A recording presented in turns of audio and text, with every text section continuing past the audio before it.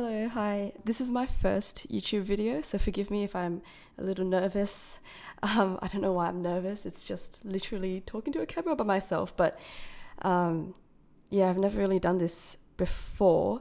But anyway, the point of today's video is that I wanted to chat through some of my plans for 2025, my wish list, my intended lineup, some decisions I'm trying to make, and also some thoughts about, I guess, consumerism and overconsumption. So essentially, I know what format and what size of planner I want to get, but I was being tempted by some Hobonichi A6 daily formats, and I was thinking about, potentially getting one of those with the really expensive covers, until I saw Job's journal about the Hobonichi 2025 pop-up. It's actually this video here. So it's the Hobonichi 2025 pop-up in LA video. And in it, he shared some, I guess, thoughts and an observation about how there was this dependency on brands and a desire to consume products in the planner community. And he shares this really good message that you don't need to consume to partake in stationery and journaling and to participate in the community. And that message was really what I needed to cut through some of that noise and that heavy promotion in this planner, or should I say promotion season, because I was about to make some purchasing decisions that were impractical but so tempting. And I'll talk through that later on in this video. But a bit about me. I'm someone who's really quite new to the online planner community, and I'm also a little removed from it because I live far away in Australia, which you can tell from my accent.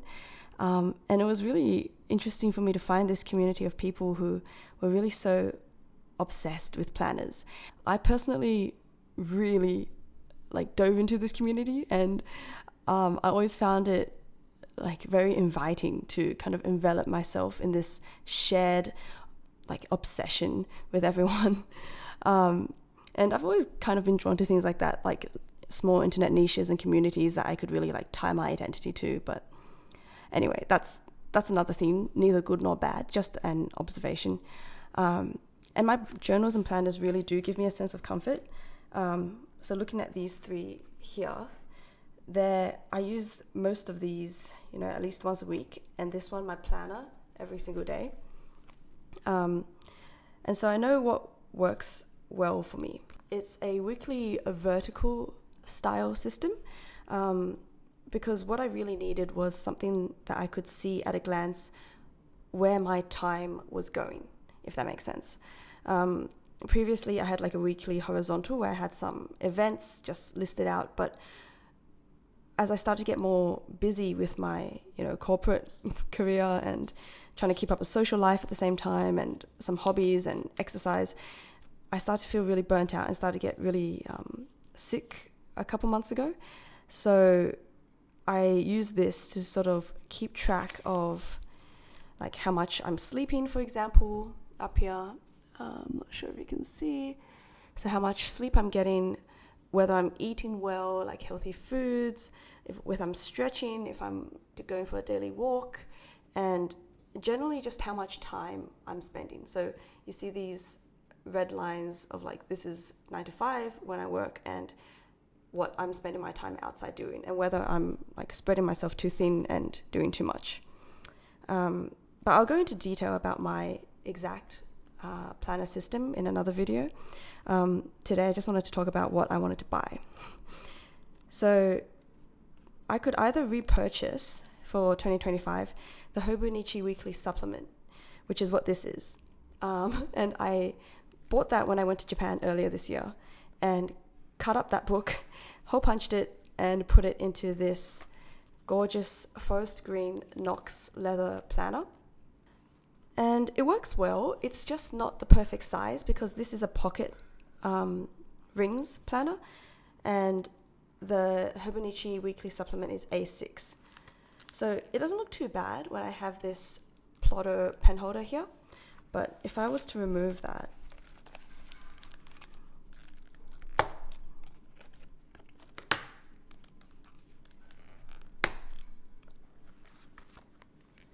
you can see that there's quite a bit of overhang and it doesn't quite fit. So that's a bit of a bummer. And a second thing is that the weekly supplement is literally just the weeks. So there's no monthly or yearly overview.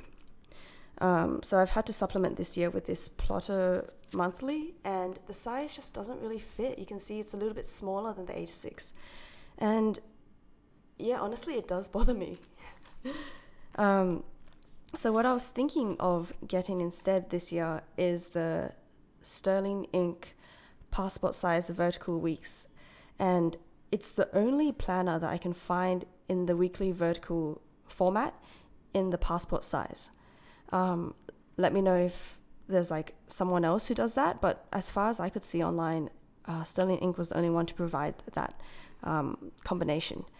And the only issue with that is that that's a bound book. So I'm either going to have to Frankenstein it and put it into this planner, or just not going with rings entirely next year and potentially having my planner be in my traveler's notebook, which is currently my journal. So that's what I'm just trying to decide right now. And another consideration is that the Sterling Ink journal is $78 to ship to Australia, which is just insane, 78 Australian dollars. Whereas the Hobonichi weekly supplement, including shipping, costs 36 Australian dollars, so almost half price. But like I mentioned, it doesn't have the monthly or yearly formats.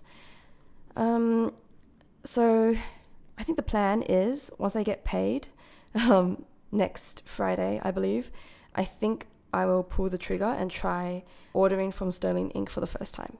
So that will be quite a lot of money, but it makes sense because it's a system that I know I will use, and I use my planner a lot. So that's the main dilemma. My second, I guess, temptation, which I was considering until I saw Job's Journal's video, was the fact that I was being really tempted by the Hobonichi A6 covers. So I really do like my small notebooks, which is why I prefer the A6 to the cousin. But I believe it's the same format, like the daily pages. And I would really like to be someone who keeps a retrospective, I don't know what to call it, like something that's not a planner. Because what this is right now is literally, it's future looking, if that makes sense. Like I'm going through this to plan for my future, to put down appointments, things like that. And it would really be nice if I had some sort of memory archive. And I'm not much of a journaler. I'm not someone who really writes about my day, or I've tried before in a Moleskine daily, but I just couldn't keep it up. I found that I was writing the same things over and over again, like wake up, go to the gym, work 9 to 5, cook, eat, sleep, right? So I don't know if I'd be able to like keep up a ritual around that, to journal every day about my memories and about what I did that day, and to commit to a book or Hobonichi A6, especially because those covers cost, upwards of 100 Australian dollars. But speaking of covers, some of the ones that have been really tempting me are the Liberty Fabrics in Michelle, Liberty Fabrics in Hollyhocks, and also the Twinkle Tweed, which are all really like gorgeous, lush spring colors. And it would really be like something of a hefty book with that cover, I think. I wouldn't bring it about. I wouldn't want them to get dirty. So I feel like I'd leave it at home at my desk, and just, if I can keep it up, like I'm imagining my future self, right?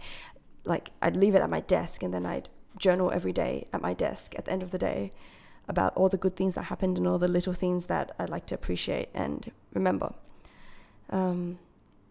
Another cover that I really like is the Mina Pohonen cover. And it's a really gorgeous cover that's made up of these like eclectic mix of textiles.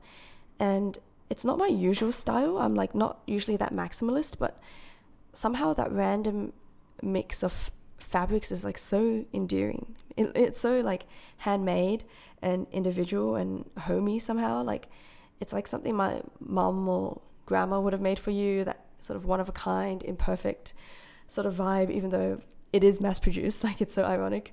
But yeah, I'm being really tempted by that. And I have this like idea of myself being someone who journals about their unique and imperfect life in that unique and imperfect cover, if that makes sense. But I don't know if I spent the money, if I got that book and that cover, whether or not I'd be like committed to using it. So that's my other dilemma, I suppose. Sorry, my cat interrupted me. She's on my lap right now, actually. But yeah, essentially, I'm trying to be mindful about my purchases for next year. And while I think I have my planner system sorted, I will give some further thought about whether I'm up for keeping a journal slash diary, and whether or not this current one is enough for me. But yeah, that's all I wanted to talk through today. Thanks for watching, and I hope you have a good day.